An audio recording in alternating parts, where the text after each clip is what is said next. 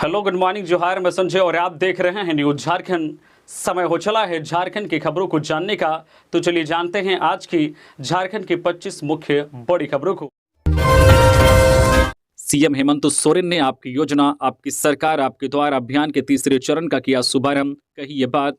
झारखंड के मुख्यमंत्री हेमंत सोरेन ने वीर शहीद सिदो कान्हू, चांद भैरव और वीरांगना फूलो झानो को नमन कर आपकी योजना, आपकी सरकार, आपके द्वार अभियान के तीसरे चरण का शुभारंभ किया। इन वीर शहीदों की पावन धरती बरहेट साहिबगंज में समारोह को संबोधित करते हुए सीएम हेमंत ने कहा है कि अधिकारी तमाम कल्याणकारी योजनाओं की पोटली बनाकर आपके दरवाजे पर जाएंगे और पूरे मान सम्मान के साथ आपको आपका हक अधिकार देंगे। आपकी योजना, आपकी सरकार, आपके द्वार अभियान का पिछला 2 चरण काफी सफल रहा था। इस दौरान लाखों आवेदन मिले थे, जिनका निपटारा करने के साथ लोगों को सरकार की योजनाओं से जोड़ा गया था। इन 2 अभियानों की सफलता के बाद सरकार ने फिर से इसे शुरू करने का निर्णय लिया। इसके तहत 24 नवंबर से 26 दिसंबर तक झारखंड की सभी पंचायतों में शिविर लगाकर लोगों से आवेदन लिए जाएंगे, उनकी समस्याओं का निराकरण होगा और सरकार की योजनाओं का लाभ दिया जाएगा। इस मौके पर ग्रामीण विकास मंत्री आलमगीर आलम, श्रम मंत्री सत्यानंद भोक्ता, सांसद विजय हांसदा, जिला परिषद अध्यक्ष मोनिका किस्कू, पूर्व मंत्री हेमलाल मुर्मू, मुख्यमंत्री के सचिव विनय कुमार चौबे, संथाल परगना प्रमंडल के आयुक्त लालचंद दादेल और साहिबगंज के उपायुक्त और पुलिस अधीक्षक समेत अन्य पदाधिकारी मौजूद थे। आपकी योजना, आपकी सरकार, आपके द्वार कार्यक्रम के तहत सीएम हेमंत सोरेन ने कहा, झारखंड को विकसित राज्यों की श्रेणी में लाएंगे। मुख्यमंत्री हेमंत सोरेन ने कहा है कि राज्य के समग्र विकास को लेकर सरकार प्रतिबद्ध है। राज्य के हर क्षेत्र में बिजली, पानी, सड़क, पुल पुलिया और स्कूल कॉलेज बनाने का काम तेज गति से चल रहा है। अस्पतालों में स्वास्थ्य सुविधाएं बेहतर की जा रही है। हमारा प्रयास है कि झारखंड को विकसित राज्यों की श्रेणी में खड़ा कर सके। इस अभियान के तहत लगने वाले शिविरों में मिलने वाले एक आवेदन रजिस्टर्ड किए जाएंगे और संबंधित आवेदनों को उनके मोबाइल नंबर पर मैसेज देकर इसकी जानकारी दी जाएगी। इसके अलावा आवेदनों पर होने वाली कार्रवाई की भी जानकारी दी जाएगी। हर आवेदन पर कार्रवाई होगी और आवेदक की समस्याओं का निराकरण होगा। इस शिविर में जाति तथा आवासीय प्रमाण पत्र सहित अन्य आवश्यक सभी प्रमाण पत्र बनाने की पूरी प्रक्रिया की जाएगी। इसके अलावा सीएम हेमंत सोरेन ने कहा है कि राज्य की बच्चियों को बेहतर शिक्षा देने के लिए सरकार कृत संकल्पित है। किसी भी कीमत पर बच्चों की पढ़ाई से कोई समझौता नहीं किया जाएगा। बच्चियां अपनी पढ़ाई नहीं छोड़े, इसके लिए सावित्रीबाई फूले किशोरी समृद्धि योजना शुरू की गई है। अब इस योजना के तहत एक परिवार में जितनी भी बच्चियां होंगी उसे इसका लाभ मिलेगा, क्योंकि योजना का लाभ लेने के लिए एक परिवार से 2 बच्चों की बाध्यता को सरकार ने खत्म करने का निर्णय लिया है। झारखंड में 3 लाख सरकारी पद खाली, पर युवाओं को नहीं मिली नौकरी। लोबिन ने बेरोजगारी पर अपनी ही सरकार को घेरा। झारखंड में सत्तारूढ़ झारखंड मुक्ति मोर्चा के वरीय विधायक लोबिन हेम्ब्रम ने रोजगार के मुद्दे पर अपनी ही सरकार को कटघरे में खड़ा किया है। लोबिन हेम्ब्रम ने कहा है कि राज्य में 3 लाख सरकारी वैकेंसी है, लेकिन युवाओं को नौकरी नहीं मिल रही। राज्य की हेमंत सोरेन सरकार द्वारा विभिन्न मंचों से किए जा रहे रोजगार के वादों और घोषणाओं के बीच लोबिन हेम्ब्रम के ताजा बयान से सियासत गर्मा गई है। लोबिन हेम्ब्रम ने राज्य सरकार पर वादों से मुकरने का आरोप लगाया है। लोबिन हेम्ब्रम ने कहा है कि हेमंत सरकार ने अपने कार्यकाल के 4 वर्ष पूरे कर लिए, लेकिन काम नहीं हुआ। लोबिन हेम्ब्रम ने आरोप लगाते हुए कहा कि सत्ता ग्रहण करते ही सीएम हेमंत सोरेन ने युवाओं से प्रतिवर्ष 5 लाख नौकरी देने का वादा किया था, जिसे अब तक उन्होंने पूरा नहीं किया। ये सरकार जनता से किए हर एक वादे में खोखली साबित हुई है। उन्होंने कहा कि राज्य के सरकारी विभागों में अब भी तकरीबन 3 लाख पद रिक्त हैं। सरकार इन रिक्तियों को लेकर कोई गंभीरता नहीं दिखा रही है। इससे यह साबित होता है कि यह सरकार झारखंड की जनता के साथ वादा खिलाफी कर रही है। हेमंत सोरेन सरकार की चौथी वर्षगांठ पर आंदोलन तेज करेंगे गुरुजी। झारखंड में टेट पास सहायक अध्यापक पिछले 95 दिनों से एक मांग वेतनमान के नारे के साथ राजभवन के समक्ष धरना प्रदर्शन कर रहे हैं। इन 95 दिनों में कई बार सहायक अध्यापकों ने सत्ताधारी दलों के विधायकों और मंत्रियों के आवास घेराव और झामुमो कांग्रेस और राजद के प्रदेश कार्यालय का घेराव भी किया, लेकिन टेट पास सहायक अध्यापकों को सिर्फ आश्वासन की घुट्टी ही पिलाई गई। इसी बीच इन आंदोलनरत शिक्षकों ने राज्य स्थापना दिवस पर राज्य स्तरीय कार्यक्रम के दौरान भी शांति बनाए रखी, लेकिन अब टेट पास सहायक अध्यापकों का सब्र जवाब दे रहा है। अब आंदोलनरत सहायक अध्यापकों ने हेमंत सोरेन के नेतृत्व वाली सरकार गठन की चौथी वर्षगांठ पर जोरदार आंदोलन करने की योजना बनाई है। राज्य में चल रही वर्तमान महागठबंधन की सरकार में सीएम के रूप में हेमंत सोरेन ने 29 दिसंबर 2019 को शपथ ली थी। उनके साथ कांग्रेस कोटे से आलमगीर आलम और राजद से सत्यानंद भोक्ता ने भी मंत्री पद की शपथ ली थी। ऐसे में टेट पास सहायक अध्यापकों की योजना दिसंबर के अंतिम सप्ताह में राज्य भर में जोरदार धरना प्रदर्शन करने की है। सहायक अध्यापकों का आरोप है कि जो वादा करके हेमंत सोरेन की सरकार सत्ता में आई थी वह पूरा नहीं हुआ है। झारखंड में बदलेगा मौसम का मिजाज, 27 और 28 नवंबर को छाए रहेंगे बादल। झारखंड के मौसम का मिजाज बदलेगा, 27 और 28 नवंबर को बादल छाए रहेंगे। बादल छटते ही तापमान में गिरावट आएगी। मौसम केंद्र रांची के अनुसार बंगाल की खाड़ी में 26 नवंबर को लो प्रेशर एरिया बनने की संभावना है। इसका असर राजधानी रांची में भी होगा। साथ ही धनबाद, पूर्वी सिंहभूम, पश्चिमी सिंहभूम, बोकारो, रामगढ़, हजारीबाग, खूंटी, गुमला समेत अन्य जिलों में असर दिखेगा। आज 25 नवंबर तक मौसम साफ और शुष्क रहेगा। वहीं कल 26 नवंबर से बंगाल की खाड़ी में निम्न दबाव का क्षेत्र के कारण हवा की दिशा में बदलाव होगा। इस दौरान पूरे राज्य में पूर्वइया हवा चलने की संभावना है, जिनमें नमी महसूस की जाएगी। इसका असर मुख्य रूप से राज्य के पूर्वी और मध्य भाग में होगा। खबरों में आगे बढ़ने से पहले अगर आप अभी तक न्यूज़ झारखंड चैनल को सब्सक्राइब नहीं किए हैं तो प्लीज़ चैनल को सब्सक्राइब करके बेल आइकन प्रेस कर दीजिए, जिससे आपको झारखंड की हर छोटी बड़ी खबर का अपडेट आप तक पहुंचता रहे। तो चलिए बढ़ते हैं खबरों की ओर। होमगार्ड को मिले समान काम के बदले समान वेतन, आदेश का पालन नहीं होने पर हाईकोर्ट ने लगाई फटकार।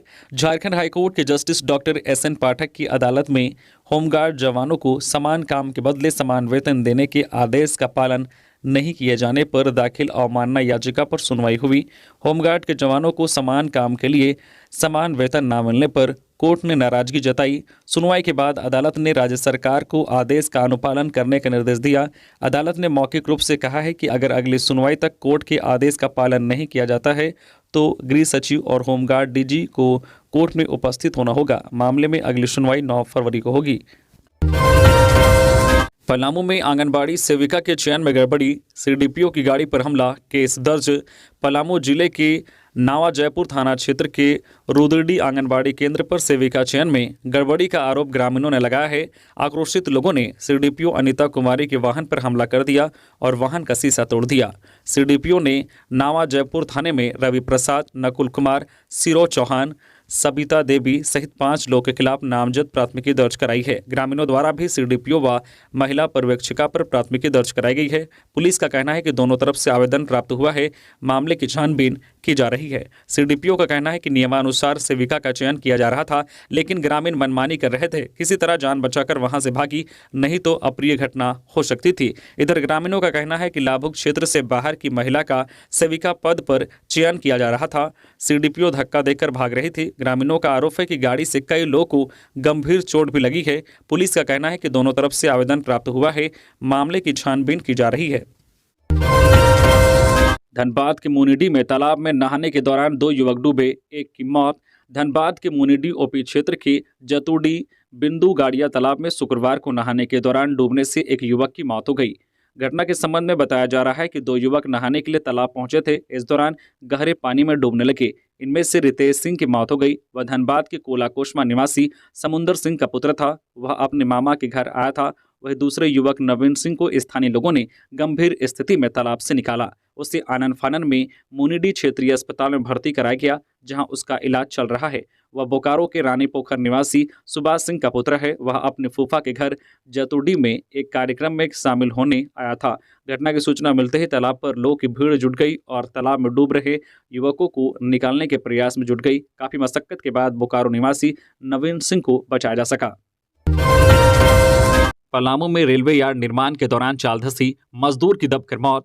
पलामू के रेहला थाना क्षेत्र अंतर्गत रेलवे यार्ड निर्माण के दौरान चाल धंसने से एक मजदूर की मौत हो गई है। मृत मजदूर की पहचान गढ़वा के बेलचंपा के ललन पासवान के रूप में की गई है। घटना की सूचना मिलते ही रेहला थाना प्रभारी ने मौके पर पहुंचकर छानबीन की। उन्होंने कहा है कि परिजनों से लिखित शिकायत मिलने पर आगे की कार्रवाई की जाएगी। बताया जा रहा है कि रेहला में रेलवे के एक बड़े यार्ड का निर्माण कराया जा रहा है। इसी यार्ड के लिए मिट्टी उठाव का कार्य किया जा रहा था। मिट्टी उठाव के दौरान चाल धंसने से मजदूर की मौत हो गई। मौके पर मौजूद अन्य मजदूरों की मदद से शव को बाहर निकाला जा सका। सूचना मिलने मिलने के बाद रहला थाना प्रभारी नियमधारी रजक ने घटनास्थल पर पहुंचकर शव को कब्जे में लेकर पोस्टमार्टम के लिए भेज दिया है। ग्रामीणों ने आरोप लगाया है कि मजदूर की मौत के सही कारणों को छिपाया जा रहा है। ग्रामीणों ने बताया है कि इलाके में गैर कानूनी ढंग से बालू उठाव का काम होता है। उन्होंने घटना की निष्पक्ष जांच की मांग की है। इधर मृत मजदूर के परिजनों का रो रो कर बुरा हाल है। गोड्डा में मलेरिया का प्रकोप, 4 लोगों की मौत। गोड्डा जिला के सुंदर पहाड़ी के तकरीबन 16 गांव में मलेरिया का प्रकोप फैल गया है। सिंदरी पंचायत में स्वास्थ्य विभाग की टीम काम कर रही है। गोड्डा डीसी जिसान कंवर ने 4 लोगों की मौत की पुष्टि की है। डीसी ने यह भी बताया है कि पंचायत में मलेरिया की चपेट में 138 लोग हैं। प्रभावित गांव में हर व्यक्ति की मलेरिया की जांच करने का निर्देश दिया गया है। साथ ही हर परिवार को क्विनाइन टैबलेट और क्लोरोक्विन का वितरण करने का निर्देश दिया गया है। साथ ही दवा का सेवन कैसे करना है यह भी बताया जा रहा है। प्रशासन ने कहा है कि गंभीर रूप से बीमार लोगों को तुरंत स्वास्थ्य केंद्र में भर्ती कराने का निर्देश दिया गया है।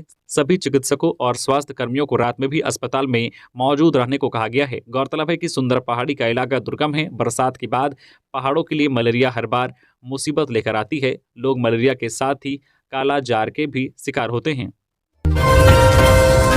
करंट लगने से महिला की मौत, परिजनों की शिकायत पर थाने में प्राथमिकी दर्ज, जांच में जुटी पुलिस। बड़ी खबर सिमडेगा से, जहां शहर के नीचे बाजार मोहल्ले में कपड़े धोने के दौरान करंट लगने से विवाहिता की मौत हो गई। घटना के बाद परिजनों ने तत्काल उसे इलाज के लिए सदर अस्पताल ले गए, जहां डॉक्टरों ने उसे मृत घोषित कर दिया। बताया जा रहा है कि शुक्रवार की दोपहर नीचे बाजार मोहल्ले में मोहम्मद दिलसाद की पत्नी सबा परवीन कपड़े धो रही थी। इसी दौरान वो विद्युत करंट की चपेट में आ गई। परिजनों ने तत्काल उसे उपचार के लिए सदर अस्पताल ले गए, जहां चिकित्सकों ने उसे मृत घोषित कर दिया। घटना की जानकारी मिलने के बाद सदर थाने की पुलिस मौके पर पहुंची और घटना के बारे में जानकारी प्राप्त की।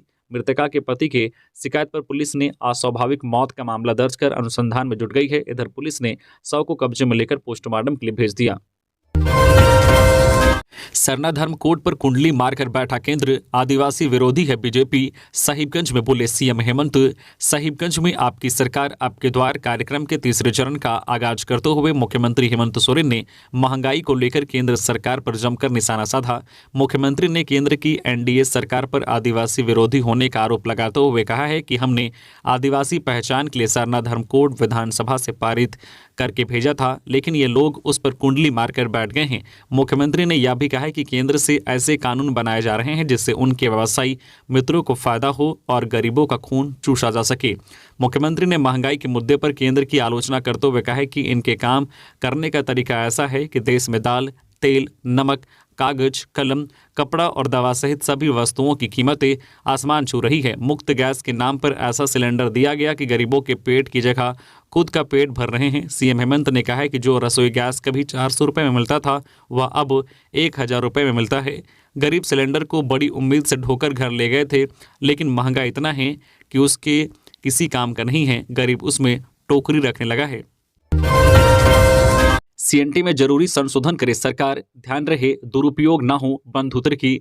झारखंड प्रदेश कांग्रेस कमेटी के कार्यकारी अध्यक्ष बंधु तिर्की ने कहा है कि छोटा नागपुर काश्तकारी अधिनियम सीएनटी एक्ट में 1950 के जिला एवं थाना क्षेत्रों को आधार बनाने संबंधित आवश्यक संशोधन के लिए जनजातीय परामर्शदात्री परिषद टीएसी की बैठक में सहमति तो मिल गई है, लेकिन वह अंतिम मंतव्य नहीं है। बंधु तिर्की ने कहा है कि इस मामले में झारखंड के लोगों और जमीन के जानकार विशेषज्ञ लोगों से भी सुझाव मांगा जाना चाहिए। उन्होंने कहा है कि 1950 में वर्तमान झारखंड क्षेत्र में केवल 7 जिले और बहुत कम थाना क्षेत्र थे, जबकि आज उसकी संख्या बढ़ गई है और इस दृष्टिकोण से आवश्यक बदलाव जरूरी है। बंधु तिर्की ने कहा है कि यह भी स्पष्ट होना चाहिए कि सीएनटी के संदर्भ में किसी विधायक ने अपना क्या सुझाव दिया है। उन्होंने कहा है कि राज्य सरकार के द्वारा अब तक इस मामले पर अंतिम निर्णय नहीं लिया गया है और अनेक नेताओं के द्वारा कही जा रही बातें केवल भ्रमित करने का ही प्रयास है। बंधु तिर्की ने कहा है कि यदि टीएससी यह महसूस करती है कि झारखंड के आदिवासियों के हित में यह जरूरी है कि 1950 के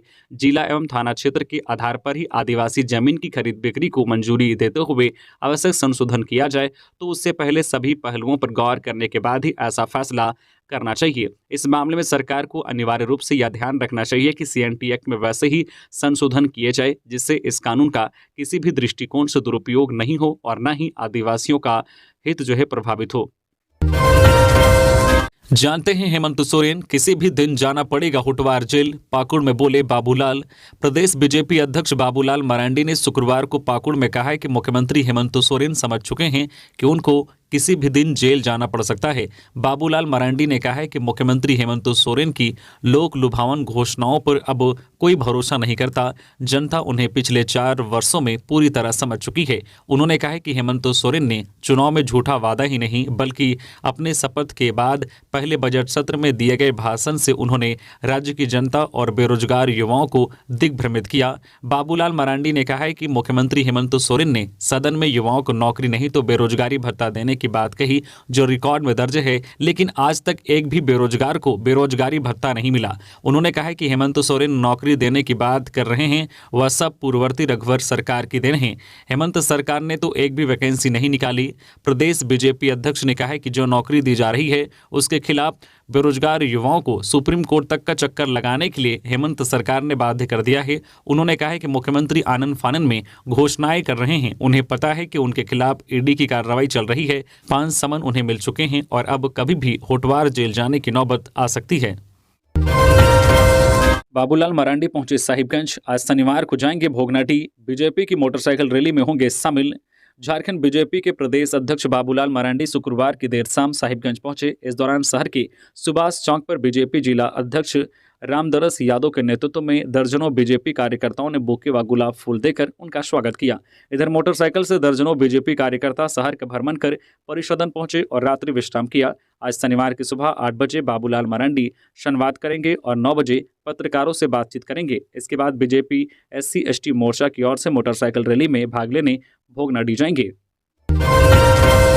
राजभवन के समक्ष 26 नवंबर से संयुक्त किसान मोर्चा का महापड़ाव। राष्ट्रीय आंदोलन के तहत संयुक्त किसान मोर्चा एवं संयुक्त ट्रेड यूनियन के आह्वान पर 26, 27 व 28 नवंबर को रांची के राजभवन के समक्ष महापड़ाव ऐतिहासिक होगा। ये बातें प्रेस वार्ता में शुक्रवार को अखिल भारतीय किसान सभा के महासचिव महेंद्र पाठक, एटक के महासचिव अशोक यादव, एक्टू के सचिव भूपेंद्र सेन, इंटक के सचिव सिन्हा, सीटू के अनिर्वाण बोस, अखिल भारतीय किसान महासभा के पूरन महतो, मजदूर नेता अजय कुमार सिंह, आदिवासी जन अधिकार मंच के प्रफुल्ल लिंडा ने कही। 100 दिवसीय विधिक जागरूकता अभियान के तहत चलंत लोक अदालत का आयोजन। जिला विधिक सेवा प्राधिकार पश्चिमी सिंहभूम चाईबासा के तत्वाधान में रेलवे DRM चक्रधरपुर कार्यालय के समक्ष 100 दिवसीय विधिक जागरूकता अभियान के तहत चलंत लोक अदालत के माध्यम से विधिक जागरूकता कार्यक्रम का आयोजन किया गया। इस कार्यक्रम में उपस्थित प्राधिकार के सचिव राजीव कुमार सिंह ने लोगों को संबोधित किया। उन्होंने बाल विवाह, बाल श्रम, बाल मजदूरी, डायन कुप्रथा, घरेलू हिंसा तथा आगामी 9 दिसंबर को आयोजित होने वाले राष्ट्रीय लोक अदालत की जानकारी प्रदान की। गिरिडीह में राहगीरों से मोबाइल छीनने वाला गिरफ्तार। राहगीरों से मोबाइल झपट्टा मार गिरोह के सदस्य को गिरिडीह नगर थाना पुलिस ने गिरफ्तार किया है। इसकी पुष्टि नगर थाना प्रभारी राम नारायण चौधरी ने किया है। गिरफ्तार आरोपी मोहम्मद अमन शहर के कुरैसी मोहल्ला का रहने वाला है और पुलिस ने इसके पास से 2 मोबाइल भी बरामद किया है। जानकारी के अनुसार गुप्त सूचना के आधार पर छापेमारी कर पुलिस ने मोहम्मद अमन को कुरैसी मोहल्ला से दबोचने में सफलता पाया है और इसके पास से 2 मोबाइल बरामद किया गया। नगर थाना प्रभारी की माने तो मोहम्मद अमन के खिलाफ पहले से नगर थाना में कई आपराधिक मामले दर्ज हैं और यह फरार चल रहा था। जानकारी के अनुसार गिरफ्तार अपराधी के खिलाफ नाबालिग के साथ छेड़खानी का पॉक्सो एक्ट के तहत भी मामला दर्ज था और फरार चल रहा था, लेकिन शुक्रवार को पुलिस ने गुप्त सूचना के आधार पर इस फरार आरोपी को दबोचा। थाना प्रभारी की माने तो मोहम्मद अमन अपने गिरोह के साथ मिलकर शहर में राह चलते लोग के मोबाइल झपट्टा मारकर छीन लिया करता था। पूर्वी सिंहभूम के वन संरक्षक ने चेताया, हाथियों की मौत हुई तो नहीं बख्शे जाएंगे बिजली अधिकारी। प्रधान मुख्य वन संरक्षक PCCF wild life Kulwant Singh ने पूर्वी सिंहभूम जिले में 7 हाथियों की मौत पर कड़ी नाराजगी जताई है। उन्होंने कहा है कि हाथियों की मौत घोर अपराध है। इस मामले में दोषी बिजली विभाग के अधिकारी बख्शे नहीं जाएंगे। बिजली विभाग की लापरवाही के कारण हाथियों की मौत हुई है। उन्होंने बताया कि तारों की ऊंचाई को लेकर भारत सरकार का स्पष्ट गाइडलाइन है।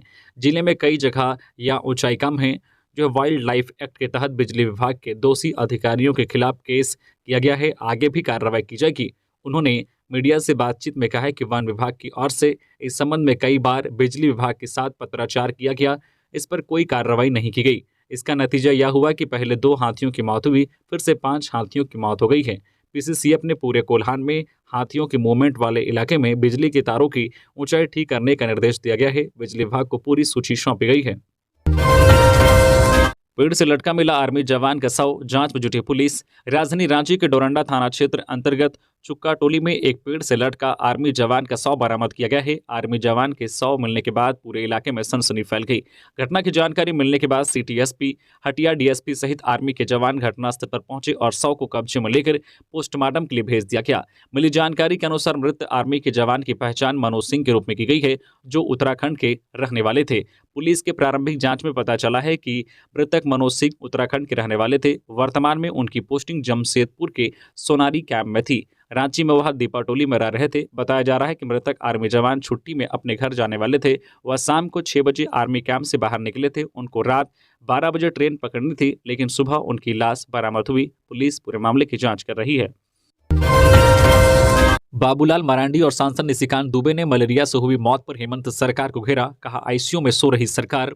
गोड्डा जिले के सुंदर पहाड़ी प्रखंड में मलेरिया से 4 लोगों की मौत और 100 से अधिक पॉजिटिव केस मिलने की पुष्टि प्रशासन ने की है। वहीं सुंदर पहाड़ी में बीमारी के प्रसार को देखते हुए प्रशासन की नींद उड़ गई है। वहीं इस मामले में भाजपा के प्रदेश अध्यक्ष बाबूलाल मरांडी ने मलेरिया से हुई मौत की संख्या 7 बताते हुए सोशल मीडिया एक्स पर पोस्ट कर राज्य सरकार पर निशाना साधा है। बाबूलाल ने पोस्ट कर लिखा है कि हेमंत सरकार आईसीयू में चैन की नींद सोई हुई है। बाबूलाल के पोस्ट के बाद राजनीति गर्मा गई है। वहीं दूसरी ओर मामले में गोड्डा सांसद निशिकांत दुबे ने भी अपनी प्रतिक्रिया देकर राजनीतिक गलियारों में खलबली मचा दी है। सांसद निशिकांत दुबे ने कहा है कि मुख्यमंत्री हेमंत सोरेन के विधानसभा क्षेत्र के सुंदर पहाड़ी प्रखंड के अलावा पाकुड़ जिले के लिट्टीपाड़ा प्रखंड में मलेरिया से मरने वालों की संख्या 50 है। साथ ही हजारों लोग मलेरिया की चपेट में आ गए हैं। उन्होंने राज्य सरकार पर निशाना साधते हुए कहा है कि सीएम बरहेट में सरकार आपके द्वार कार्यक्रम में तो आ सकते हैं, लेकिन सुंदर पहाड़ी में मलेरिया जो है पीड़ित परिजनों को नहीं देखने आ सकते हैं। उनके लिए सिर्फ पैसा मायने रखता है। वो संविधान तक को नहीं मानते हैं, तो वो ईडी और सीबीआई को क्या मानेंगे। उन्हें जहां पैसा दिखेगा वहीं जाएंगे। गिरिडीह में एक पिता को अपने बच्चे को लेकर भागना पड़ा भारी।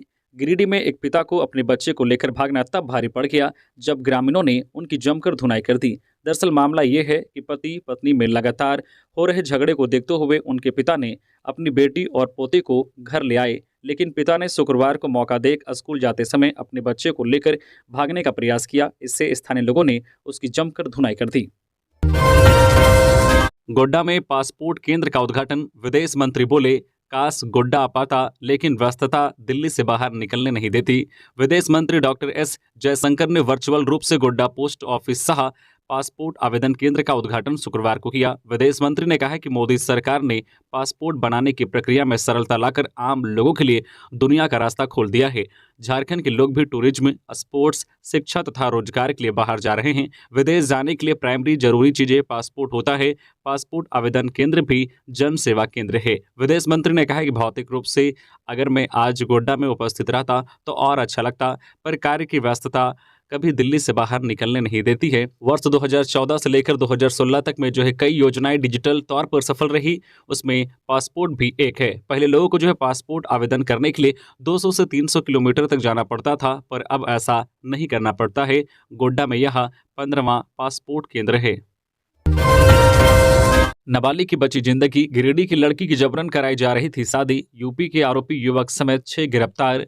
बड़ी खबर गिरिडीह से, जहां पुलिस ने यूपी से गिरिडीह में नाबालिग से शादी करने पहुंचे युवक सहित 6 लोगों को गिरफ्तार कर लिया है। पकड़े गए लोगों में यूपी का दूल्हा समेत उसके रिश्तेदार शामिल हैं। गिरिडीह एसडीपीओ अनिल कुमार सिंह ने प्रेस वार्ता में बताया कि आरोपी व्यक्ति का एक रिश्तेदार गिरिडीह का रहने वाला है और इसी रिश्तेदार के कहने पर युवक अपने परिवार के कुछ सदस्यों के साथ गिरिडीह की एक नाबालिग के साथ बाल विवाह करने पहुंचा था।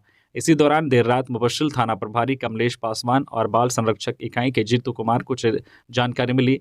तब देर रात ही मुफस्सिल थाना इलाके में छापेमारी कर नाबालिग को बरामद करते हुए आरोपी युवक और उसके साथ आए उसके परिवार के सदस्यों और उसके रिश्तेदार को दबोचा। पलामू में शारीरिक संबंध बनाने से इनकार करने पर नाबालिग ने की थी युवती की हत्या। पलामू प्रमंडल के गढ़वा जिले के डंडई थाना क्षेत्र में 22 नवंबर को झाड़ी से मिले युवती के 100 मामले का पुलिस ने खुलासा किया है। युवती की हत्या की गई थी। हत्या से पहले उसके साथ दुष्कर्म हुआ था। दुष्कर्म और हत्या के आरोप में पुलिस ने नाबालिग आरोपी को निरुद्ध किया है। यह जानकारी शुक्रवार को गढ़वा के एसपी दीपक पांडे ने दी है। एसपी ने बताया है कि बीते बुधवार को सूचना मिली थी कि डंडई थाना क्षेत्र के जो ग्राम रारो के टोला बागे झरिया में किसी लड़की का शव पड़ा हुआ है, जिसे देखने से यह प्रतीत होता है कि किसी ने बलात्कार कर महिला की हत्या की है। शव की पहचान करने के बाद छानबीन के लिए एसआईटी का गठन किया गया। एसपी ने बताया कि युवती के पिता के आवेदन पर कार्रवाई करते हुए नाबालिग आरोपी को पकड़ा गया और मामले में उससे पूछताछ की गई। नाबालिग ने बताया कि वह युवती के साथ शारीरिक संबंध बनाना चाहता था, लेकिन उसने इनकार कर दिया। नतीजन दुष्कर्म के बाद गला दबाकर उसकी हत्या कर दी गई। आरोपित को संप्रेक्षण गृह भेज दिया गया है। इसी तरीके से झारखंड की हर छोटी बड़ी खबर से अपडेट रहने के लिए आप हमारे व्हाट्सएप चैनल को भी फॉलो कर सकते हैं, जिसका लिंक वीडियो के डिस्क्रिप्शन में दिया हुआ है।